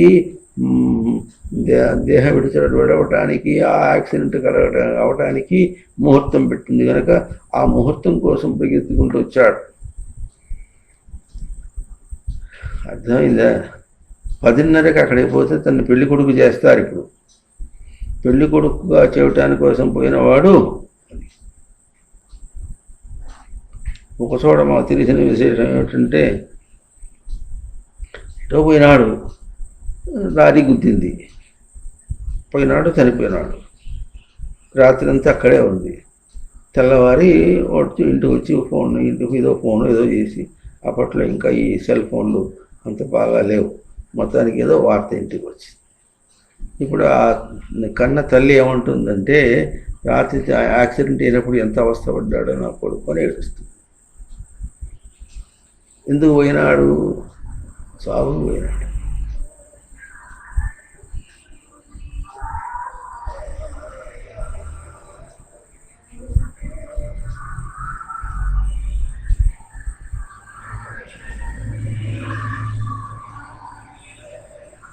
ఇది కూడా ఆ పాటలో ఆనందం కూడా కాదు. ఒక్కొక్కప్పుడు ఎట్లా ఉంటుందంటే ఏదో అది అరుస్తూ ఉంటే తనకు నిద్ర రాకుండా ఉంటుంది. ఆ ట్రాక్టరో కారు ఏదో వేసుకొని పోతుంది. ఇక మోటార్ సైకిల్ పోయేవాళ్ళు ఏం చేస్తారు, బయట పెట్టకుండా చెవుల్లో పెట్టుకుంటారు. ఆ చెవుల్లో పెట్టుకుంటుంటే చెవులో సొద ఒకటి, బయట సొద ఒకటి. ఆ చెవుల్లో చూసి పోలీసులు ఆపరు. అదేంటో ఏమిటో చక్క బయట చూసుకుంటూ పోరా అని చెప్పరు వాళ్ళు. ఇట్లా సవరించేవాళ్ళు లేరా అంటే బలవంతంగా కొట్టి దెబ్బతిని ఇప్పుడు చూడరా చూడకపోతే చంపేస్తాడు, కర్ర పెట్టి తలకాయ బద్దల కొట్టేటట్టుగా ఉంటే అప్పుడు కూడా ఏడుతుంది సరే, కానీ తనను నిలిపి చూడటం చేత కావడం లేదు. నేనెవరూ బయట తిరుగుతున్నది ఏంటి, అది తన పరంగా ఈ తేడా చెప్పాలంటే ఇది చెప్పేదంతా ఏం చెప్తున్నారు, ఈ బోధంతా తన గురించే చెప్తున్నారు, బయట ఏమీ చెప్పడం లేదు. 3వ యొక్కం చదవమని చెప్పలే, 10వ యొక్కం చదవమని చెప్పలే, న్యూటన్ సూత్రాలు చదవమని చెప్పలే, ఆర్కిమిడిస్ సూత్రము చదవమని చెప్పలే, కొండ మీద పోయి కోతిని తీసుకురమ్మని చెప్పలే, ఏమి చెప్పలే. తన గురించే కదా. కొంచెం ఆగరా, వెనుకటి గుణం ఎలా శునకం వీడు అంటే అట్టిట్టు తిరుగు శునకమాయ. ఎటు తిరుగుతున్నాడు, అట్టిట్టు తిరుగుతున్నాడు. ఏంటంటే హ్యాపీజర్డ్ అంటారు ఇంగ్లీష్లో. హ్యాపీజర్డ్ తికమకగా తిరుగుతున్నాడు. హ్యాపీజర్డ్గా తిరుగుతున్నటువంటి వాడికి తను ఎవరైనా తెలుస్తుంది. అంత అర్థం ఉంది వేదంలో ఏమి చూపించినప్పటికీ కూడా. దానికి ఏం చేస్తారంటే మనం ఎట్లా చేస్తున్నాం అట్లా. పసివాడిని ఏం చేస్తాను, ఎటో ఎగుడు దిగుడు ఆటలు ఎటు తిరుగుతుంటారు కనుక వాడిని ఒక దారిలో పెట్టాలని ఒక బడిలో వేస్తే వాళ్ళు ఒక దారిలో చెప్పుకుంటూ వస్తుంటారు. బడికి పోయిస్తాడు, వస్తుంటాడు, చేస్తుంటాడు. మళ్ళీ ఇక్కడ ఇంట్లో కాసేపు ఆలోచన చేస్తాడు, నెమ్మదిగా ఎవడు ఎదుగుతాడు అని ఎట్లా అనుకుంటున్నాము. అక్కడ గ్రహింపెట్లాగు వాడిని ఒక దారిలో పెట్టినట్టు ఈ పదం మనం వాడతాం. వాడిని ఒక దారిలో పెట్టినట్టు అట్లే నిన్ను ఒక దారిలో పెట్టుకో. ఏమిటా దారి, ఊరిని బయటికి పోతుంటే కష్టాలే వస్తుంది. వచ్చినప్పటికి ఏమవుతుంది, ఇంత మాట ఆలోచన చేయలేదు కనుక ఇప్పుడు ఏం చేస్తుంది, సృష్టి దారిలో పెడుతుంది. ఇది సంప్రదిష్ట. అవకాశం ఇచ్చి ఇట్లా చేస్తుంది. నువ్వు తిరుగుతూ ఉంటే ఆ తిరిగినందువల్ల ఏమేమవుతుందో అదంతా కూడా నీకే కలుగుతున్నటువంటిదిగా, నీ వల్లనే కలుగుతున్నట్లుగా, నీకే కలుగుతున్నది, నీ వల్లనే కలుగుతుంది. ఆ అనుభవాన్ని మాటికి ఇచ్చి ఇప్పుడు ఏం పోల్చుకొని ఇస్తుంది, ఆ అనుభవం తనకు ఉనికి తృప్తిని ఇవ్వటం లేదు. తనేమో ఉనికి తృప్తిని ఇవ్వటం లేదు అన్నటువంటి తన అనుభూతి కూడా ఎట్లా తెలుస్తుంది, ఉనికి తృప్తి అనేది తనకు తెలుసు కనుక, లోపల అనుభవిస్తున్నాడు కనుక బయట నుంచి అది రాలేదని చెప్పగలుగుతున్నాడు. ఇదే తన దగ్గర లేదనుకోండి, రాలేదన్నట్టు చెప్తాడు. ఆ వచ్చిందే ఇంత అనుకుంటాడు, అది కూడా జరుగుతుంది. తనకు ఉనికి తృప్తి రాలేదని ఏడుస్తున్నప్పటికీ కూడా అంతకంటే బయట నుంచి తనకేం వస్తుందో ఇంతకంటే ఉనికి తృప్తి అనేది తను అనుభవిస్తున్నాడని కూడా తనకు తెలియదు. తను అనుభవిస్తున్నందువల్ల తనకు తెలుస్తోంది, రాలేదని చెప్పగలుగుతున్నాడు. దీన్ని ఏమంటారంటే అనుమాన ప్రమాణం అంటారు. ప్రత్యక్ష అనుమాన ఆగమాహ ప్రమాణాన్ని అని పతంజలి చక్కగా 3 సూత్రాలు చెప్తారు. అనుమాన ప్రమాణం అయినా సరే ఎట్లా ఉంటుంది, తనకి ఏమిటో ఏదో వెలితి అని గుర్తించేంత కూడా లేకుండా అట్టిట్టు తిరుగు సునకమాయ. కనీసం ఎట్లా ఉండాలంటే ఏదైనా పని చేస్తున్నప్పుడు అదైనా మనకు ఎంతవరకు గుణపాఠం చెప్తుందో తెలియాలి. బయట ఏం చేసినా కూడా కుక్క చచ్చిపోయింది అనుకోండి, దాని గుణపాఠం అది ఎట్ట పడిపోయిందో నేను కూడా ఎట్ట పడిపోతున్నా కదా అది తెలుసుకోవాలి. అది ఇది చూడలేకపోతే సినిమాలో చూసినప్పుడు కూడా నేను ఇట్ అవుతున్నాను కదా అని తెలుసుకో. ప్రతిదీ కూడా తనతో పోల్చుకున్నట్టుగా ఇట్లా చేసుకుంటే ఎప్పటికన్నా తన తేజస్సు తెలుస్తుంది. ఎందుకు పోల్చుకుంటున్నాడుగా, మాటిమాటిగా పోల్చుకుంటున్నాడు కదా. ఆ పోల్చుకోవడం అనేది కూడా కాకుండా చూసి వచ్చాడు అంతే. ఏం చూసి వచ్చేవారంటే సినిమా చూసి వచ్చారు. ఏం చేసి వచ్చేవారంటే ఎవరు చేసి వచ్చారు, చదివా, ఎదిగా, డబ్బు సంపాదించా, పెళ్లి చేసుకుని పిల్లలు పుట్టారు, అది ఇట్లా ఇది వాళ్ళ వల్ల కష్టాలు వచ్చినట్టు అనే చెప్తుంటాడు. కానీ అవన్నీ తనకు ఏం పాఠం చెప్పినాయి తెలియదు. ఇంత చదివి ఏం చేసిన వాడు నేను అహంకరించిన వాడికి అహంకరించినట్టు అహమితి బుద్ధిం కరోమితి. అహమితి బుద్ధిం, అహం నేను అనుకున్నాడు. అర్థమైందా? చంద్రమండలానికి పోయించినటువంటి ఆయన ఎట్లాగో గగరేన్ ఎట్లాగో మొన్న ఏమిటది దేనికి దిగాడు, అంగారకుడు దిగాడు. అంగారకుడు దిగాడు. ఏం చేశాడు? ఏం సాధించావు? రేపు పోయేటప్పుడు ఏం తీసుకుపోతావు? ధైర్యాన్ని తీసుకుపోతాడు. ఏం ధైర్యం కాదు, పిరికితనం అది. అర్థమైందా? తన ధైర్యమే ప్రయోగించాడు. లోకల్లో ధైర్యమే. పేరు రావడం అంటే అందరూ పోలేరు, గ్యారంటీ. కానీ ఆ ధైర్యము అదేదో నెమ్మదిగా చేయొచ్చుగా. అవునా? అది ఎట్లా ధైర్యమనే మాట, అది ధీరత్వం. ధీరత్వం అంటే, ధైర్యం అంటే అర్థం ఏంటండి? బుద్ధిని నిలిపినది అర్థం. అది బుద్ధితో, ధీర శబ్దం ధైర్యం అని. ధియం రాతి నిగృహ్ణాతి ఇది ధీహి అని ధైర్య శబ్దానికి కూడా రాతి. కనుక ఈ విధంగా బుద్ధిని ఆ బుద్ధిని ఏం నిలిపాడు తెలియలేదే.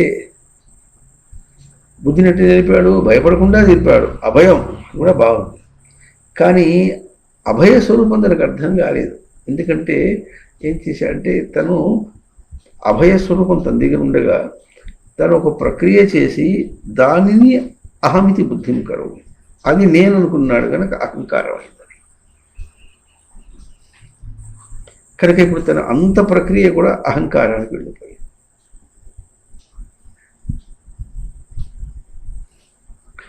అర్థమవుతుందా? కనుక ఎట్లా గుర్తించడం? ఎట్లా విలువ ఎడ తెలుస్తుంది? తన విలువ తెలియటం లేదు, తను ఎదగడం తెలియటం లేదు. ఎంత ఎదిగాడు ఇప్పుడు? 84 లక్షల దేవరాశుల గర్భాలు ఎదిగాడు. ఎన్ని మానవ జన్మలు అడిగాడు. ఒక జన్మకి ఏవో బయట నుంచి ఏవో సాధించినట్టుగా అనుకుంటున్నాడే కానీ తన స్వరూపాన్ని సాధించినట్టు తెలియటం లేదు. తన స్వరూపాన్ని పోగొట్టుకున్నట్టులో సాధించడం, మొత్తానికి ఏదైనా సాధించడమే. అది ఏదైనా it is in terms of self. తనతో పోల్చుకునే కానీ బయట దాంతో పోల్చుకుని కాదు అన్న మాట తనకు అర్థం కావటం లేదు. ఇక ఎన్ని విషయాలు ఒక పాటలో చెప్పుకుందాం. ఇట్లా ఆత్మపరమయ్యు తెలివి లేకపోయి అనుభవములన్నీ అందించిన అందదాయే ఆత్మబుద్ధి.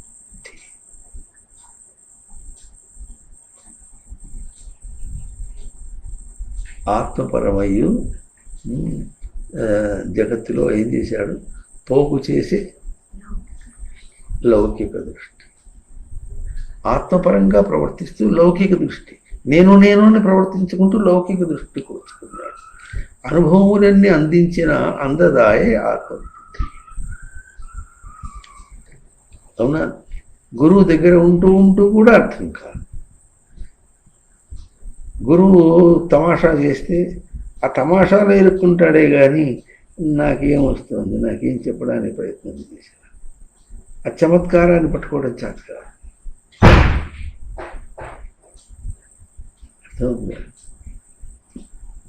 చమత్కారాన్ని పట్టుకోవడం చేత కాదు. అదో చమత్కారం చేస్తున్నాడు. ఆయన చమత్కారం చేస్తున్నారు అంటేనే నీకు అర్హత లేదని అర్థం. సూటుగా ఇది ఇట్లా అని అంటే ఎక్కడ తెలుసుకుపోతాడో అని చమత్కారం చేస్తాడు. అయిపోయా.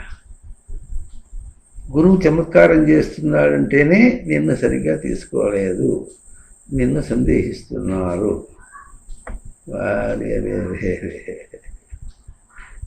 అర్థమవుతుందా? ఇంట్లో ఇవన్నీ సరిగ్గా తెలియవు. ఇప్పుడు ఎట్లా ఉంటున్నారో జీవితాలు నాకు అర్థం కాదు, కానీ మనకు రోజులు ఎట్లా ఉంటుంది, ఎన్ని వచ్చినా ఆవిడ మీద విరుచుకుపడతాడు. ఎన్నన్నా ఆమె ఆ మాట దానికి తను చేసే సేవ అట్లాగే ఉంటుంది అని వాళ్ళు ఎట్లా సర్దుకుపోతారో అది ఎదిరించి మాట్లాడటం అనేటటువంటి సాధారణంగా రాదు. ఎట్లా అంత మాత్రమైనా గురువు దగ్గర ఉండదు, అది కూడా ఉండదు. అర్థమవుతుందా? అందువల్ల గురువు దాకా వచ్చిన వాళ్ళకి ఇంత కష్టమైతే సామాన్యుడికి ఎంత కష్టం అవుతుందంటే వాడి పాఠం వాడి కష్టం, వీడి పాఠం వీడి కష్టం. మనం గుర్తించవలసిన విశేషం అది. వేదం అది కూడా చూపిస్తుంది. వేదంలో ఉపనిషత్తులు అనేటటువంటివి జ్ఞానకాండగా ఉన్నాయి. ఇంకా వేరే కర్మలు, ఆ కర్మ ఈ కర్మ ఏమో చెప్పుకుంటూ వస్తున్నాడు. ఆ కర్మ చెప్పడంలో కర్మగానే అనుకున్నాడు, ఈ జ్ఞానంగా అనుకున్నాడు. ఈ జ్ఞానం కూడా బయటది. అది ఎట్లా తీరుతుంటే ఒక ఆయన రామో విగ్రహవాన్ ధర్మ అని ప్రవచనం చేస్తున్నాడు. రాముడు ధర్మానికి విగ్రహం అని ఆ రాముని గురించే చెప్పుకుంటూ వస్తున్నాడు. ఆ రాముడు ఎట్లా ఉన్నాడో చెప్తున్నాడు. ఆ రాముడు ఎట్లా ఉన్నాడో చెప్తున్నప్పుడు దాన్ని అది తనతో పోల్చి చెప్పుకుంటున్నాడా, ఆ రాముడితో పోల్చి చెప్పుకుంటున్నాడా? ఆ రాముని మనం అట్లా ఉన్నాడు కనుక మనం ఏం గ్రహించాలి అనేది ఇట్లా ఉంది. అది ఇండైరెక్ట్ వే ఆఫ్ సేయింగ్ లాగా, అంటే సూటిగా చెప్పకుండా ఆ రాముని చూపించి అద్దంలో చూసుకోండి అన్నట్టుగా ఉంది. రాముని అద్దంలో చూపించినట్టుగా ఉంది, కానీ రాముని తన గ్రహింపులో చూపించినట్టుగా లేదు. ఇప్పుడు అంతసేపు చెప్పినప్పుడు కూడా తనది ఏమైంది, అది తను పండితుడైనాడు. అవునా? అది తన దాకా తీసుకొచ్చి తన గ్రహింపుగా తీసుకుంటే ఎట్లా ఉంటుంది అనేటటువంటిది అక్కడ విశేషం. అట్లాగే అది తెలిస్తే ఏదైనా బయటను అట్లా చేసుకుంటూ పోతూ ఉంటే అప్పుడు తన ప్రవర్తనని తనదిగా చూసుకోవడం తెలుస్తుంది. తెలియకపోయినా ఏమవుతుంది, బయట ఏం ప్రవర్తించినా తనకు సుఖరూపమైన తన దగ్గరికి వస్తుంది, దుఃఖరూపం వస్తుంది, లాభమైన తన రూపం, అలాభమైన నష్టమైన తన రూపం, ఈ ద్వంద్వం రూపంలో వస్తుంది. అవన్నీ తన రూపంగానే వస్తుంది. తన రూపంగా రావటం అనేటటువంటి దాన్ని అభ్యాసం చేయిస్తుంది. వచ్చినప్పుడు ఏమవుతున్నావు అంటే రూపాన్ని పోగొట్టుకున్నట్టుగా ఏడుస్తున్నాడు, కానీ రూపాన్ని పోగొట్టుకున్నానే ఏడవటం లేదు. ఏడ్చేదేమో రూపాన్ని పోగొట్టుకున్నట్టు ఏడుస్తున్నాడు, కానీ గుర్తించి రూపాన్ని పోగొట్టుకున్నానని ఏడవటం లేదు. అసలు తనకంటూ ఈ భౌతికంగా ఉండే ఈ ఒడలు కంటే ఒళ్ళు కంటే వేరైనటువంటి అభౌతిక స్వరూపం లోపల గ్రహింపు అనేటటువంటిది ఉందని, మనస్సు అనే పదం దాకానైనా కనీసం పోయి ఇది అభౌతికము అయినా కనిపించకుండా ఉంది. దాంతో నేను పనిచేస్తున్నా, మనస్సుతో పనిచేస్తున్నా అన్నమాట వచ్చినప్పటికీ అభౌతికము భౌతికం అనేటువంటి వ్యత్యాసమైనా అంతవరకైనా గుర్తిస్తే, బయట పనితో పోల్చుకునైనా గుర్తిస్తే దానికి అతీతంగా, కర్మకు అతీతంగా తర్వాత అర్థం అవుతుంది. అస్సలు ముందు మనస్సు దేహము, మనస్సు అభౌతికము, దేహము భౌతికము, ఈ పదం అసలు అభౌతికము అనే పదమే మనకు వేదాంత ప్రక్రియల్లో ఎక్కడా వినిపించడం లేదు. అది ఎట్లా ఉండాలి, గింగరమని చెప్పాలి. భౌతికంగా ప్రవర్తిస్తున్నా అనుకున్న దాని వెనుక అంతా అభౌతికమే. దాన్ని ఎన్ని పదముల్లో బయట పదములుగా వేరే పదములుగా ఎన్ని చెప్పినప్పటికీ కూడా మనకు అది అందదు. సూటిగా చెప్పి ఇది అభౌతికం, ఇది మనస్సు. ఇప్పుడు ఏం చెప్పాలి? ఇప్పుడు బయట ఏదో బయట నడుస్తున్నానంటే కాళ్ళు తీసి కాళ్ళు అడుగు వేసి ముందు పెడుతున్నాడు. మరి మనస్సు నడిపిస్తున్నటువంటి స్వరూపం ఏమి, దానికి ఏం కాళ్ళు ఉన్నాయి? ఈ మాట చాలా మాట చెప్పుకున్నాం. ఎప్పుడైనా నడిచేటప్పుడు మనస్సు ఎట్లా నడుస్తుంది? ఆ మనస్సు యొక్క స్వరూపం ఏమి? మనస్సు ఏ రూపం పెట్టుకుంటే అది నడుస్తుంది. ఇట్లా చెప్పులు పెట్టుకుంటే నువ్వు ఎన్ని చేసినప్పటికీ మనసుకు ఒకటి రూపం. అది తన గ్రహింపు, తనకు అభౌతిక గ్రహింపు, తనకు తన స్వామి యొక్క గ్రహింపు, ఉనికి యొక్క గ్రహింపు. అప్పుడు దాకా వెళతాం. కనీసం ఇక్కడ ఒక బెనిఫిట్ ఆఫ్ డౌట్ అనుమాన ప్రమాణం ఉంటాడు. దాన్ని బెనిఫిట్ ఆఫ్ డౌట్. ఒక సందేహం వచ్చి అవును మనసు ఇప్పుడు మనసు ఏం చేస్తుంది? మనసు నడిపిస్తుందా అంటే ఉంటాడు దాన్ని ఇట్లా ఇన్వాలంటరీ యాక్షన్.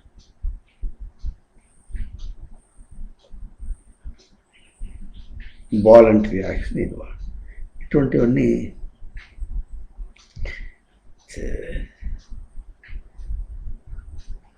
లోకంలో చాలా గొప్ప మాటలుగా వెళ్ళిపోతుంటాయి. గొప్ప మాటలుగా వెళ్ళిపోతుంటే తను మోసం చేసుకోవడం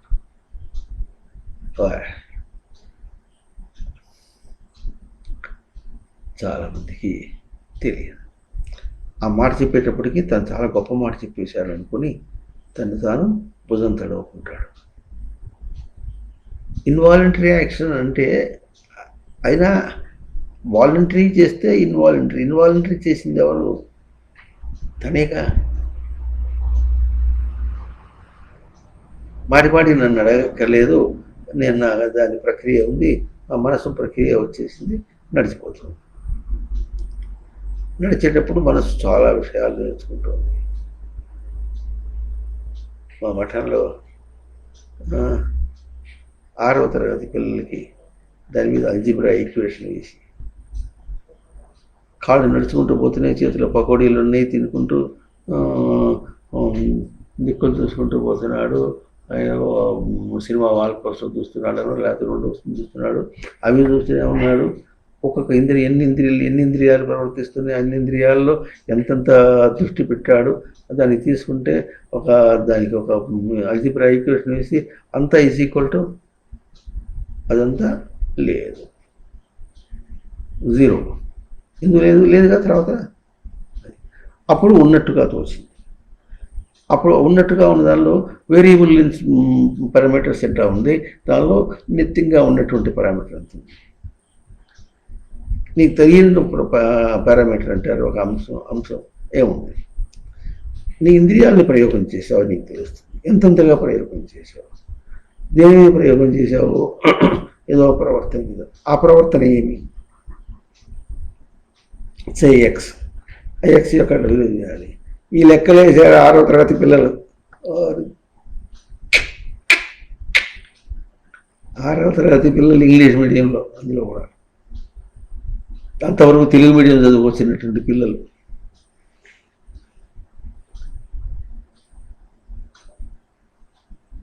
వాళ్ళ తల్లులకి తండ్రులకి ఏమో మా కొడుకు ఏమైపోతాడని ఎత్తుపోయారు.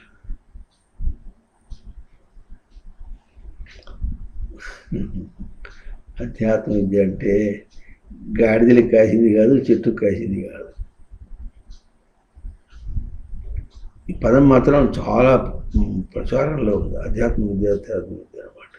అధ్యాత్మ విద్య అంటే ఏమిటో గత గొప్ప చెప్పినట్టు అది ఆత్మ తన మీద ధారణ ఎట్లా ఉంటుంది అన్న విషయం తీసుకొచ్చి కేవలం ఆ ప్రవర్తనలో విషయాత్మకము ఆధ్యాత్మికం ఆ తేడా చూపించినటువంటిది అధ్యాత్మ విద్య.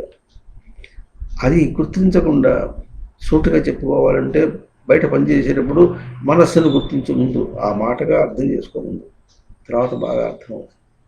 అక్కడ మనస్సు యొక్క ప్రవర్తన ఏం చేసింది? వాలంటరీ యాక్షన్, ఇన్వాలంటరీ ఏం చేసింది? తనకు ఒక ఇన్వాలంటరీ యాక్షన్గా ఇచ్చేసింది మనస్సు. ఇచ్చేసి కర్మేంద్రియాలని జ్ఞానేంద్రియాలని ప్రవర్తించడం చేసింది అనుకుంటున్నాం. సరే, బాగుంది. ఆ ఇన్వాలంటరీ యాక్షన్స్ని ఏ రూపంలో ఇచ్చేసింది వాటికి తెలియదు.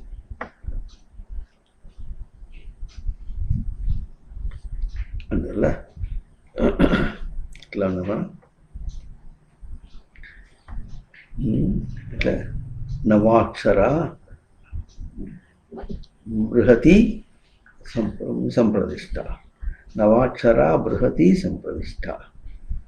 కనుక ఈ విధంగా ఇట్లా ఉన్న మనం బాగా మనం చేసుకుంటూ పోయినప్పటికీ కూడా ఎట్లా ఉన్నామంటే బయట దర్శనం చేయలేని స్వరూపంగా ఉన్నాము.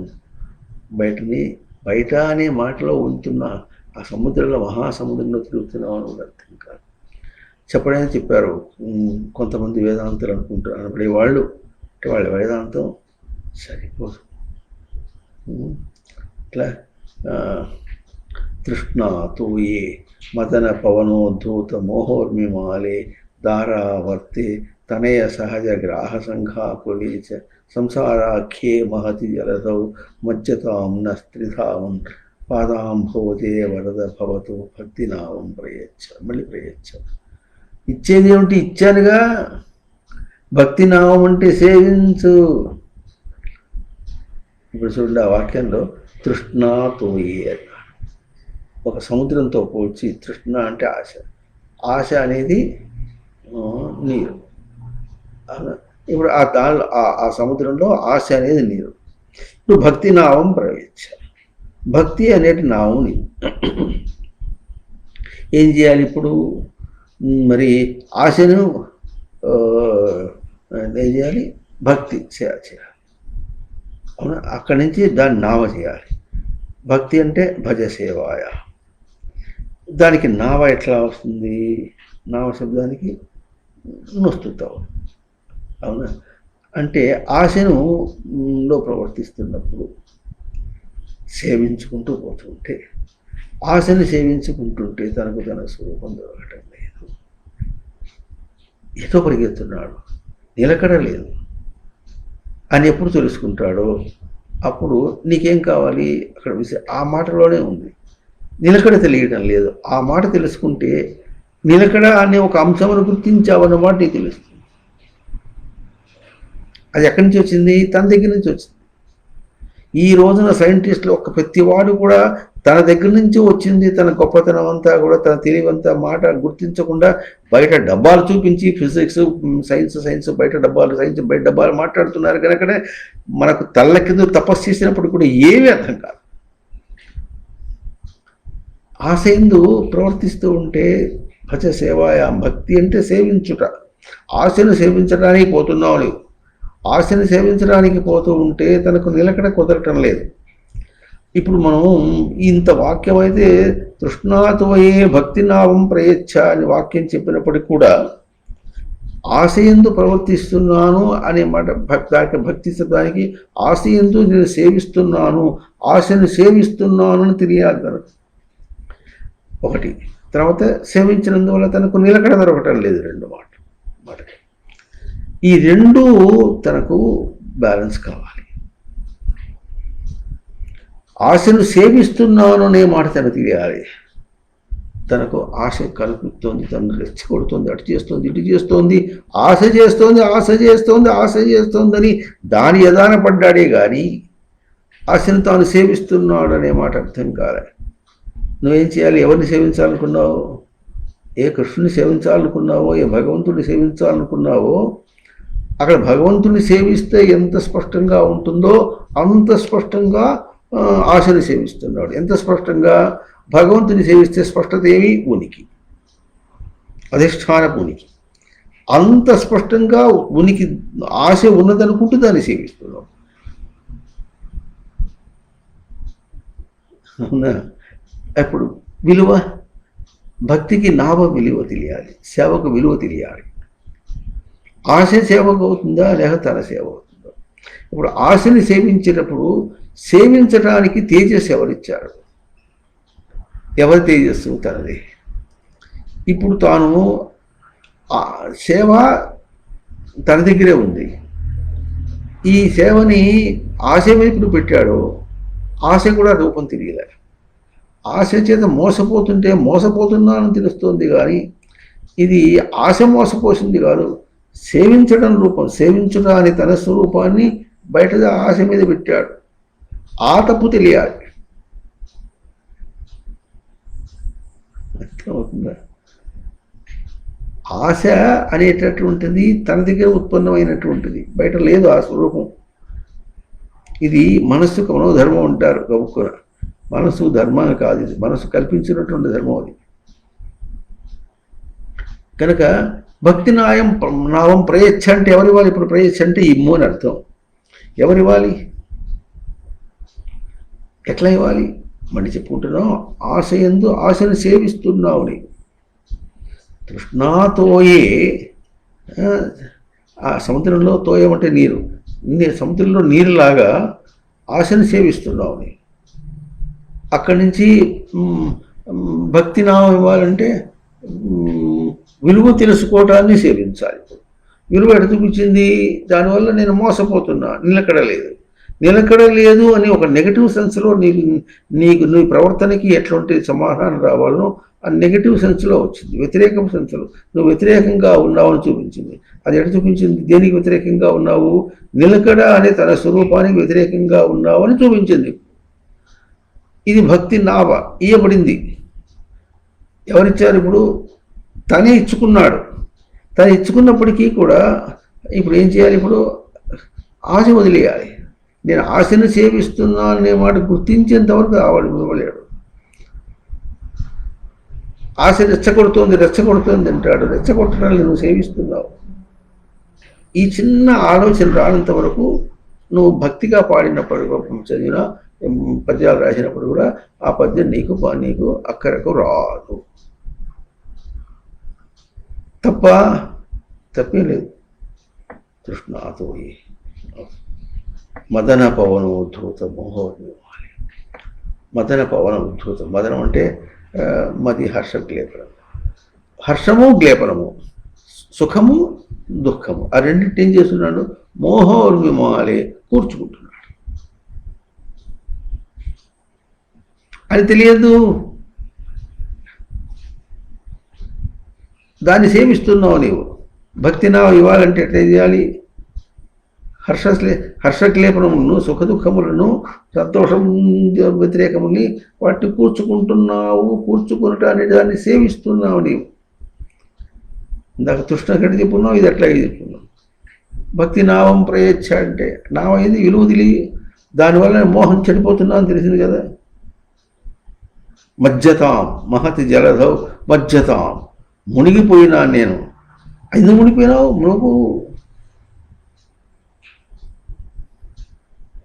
ఇది అహంకార రాహిత్యం కోసం గుర్తించి తీసేయడం కోసం చెప్పుకున్న పద్యమా, లేక పద్యం పద్యాలు రాసేవాడు చాలా సంస్కృత పద్యాలు గౌరవ సంస్కృత పదాలు ఉంటే కూర్చుని పద్యాలు రాసేసి పాటలు రాసి తప్పేం కాదు. అట్లా చేసినందువల్ల పూర్తి తప్పేం కాదు.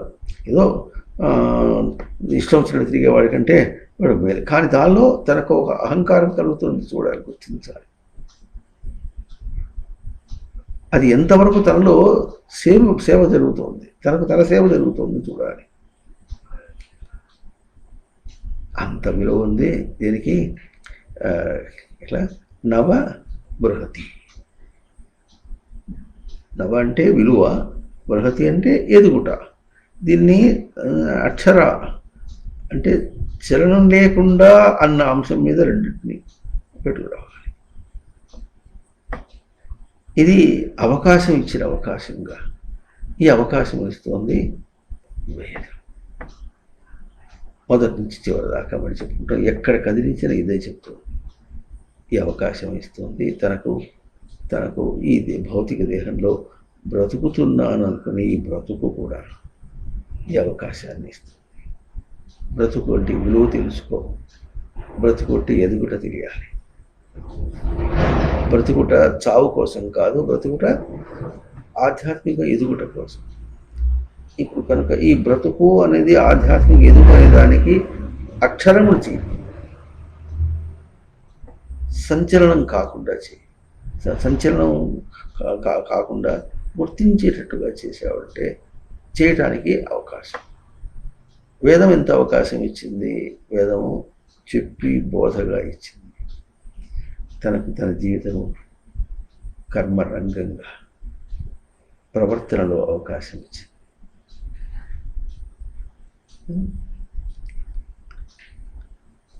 చూడండి, నవాక్షర బృహతి సంప్రదిష్ట.